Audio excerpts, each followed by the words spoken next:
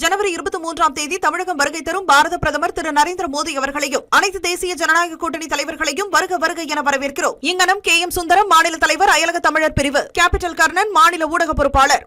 மதுராந்தகத்தில் நடைபெறவுள்ள தேசிய ஜனநாயக கூட்டணியை முன்னிட்டு சென்னை திருச்சி தேசிய நெடுஞ்சாலையில் போக்குவரத்து மாற்றம் நடைபெற்றுள்ளது.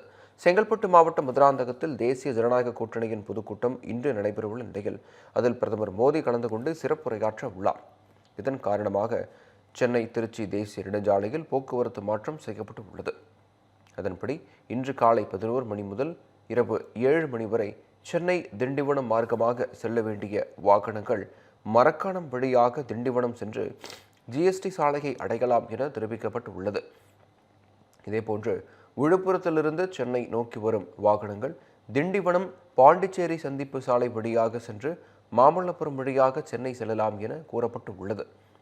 திண்டிவனம் கல்லூரி சாலை வழியாக காஞ்சிபுரம், வாலாஜாபாத், வண்டலூர் அல்லது ஸ்ரீபெரும்புதூர் வழியாகவும் சென்னைக்கு செல்லலாம் என்று கூறப்பட்டு உள்ளது.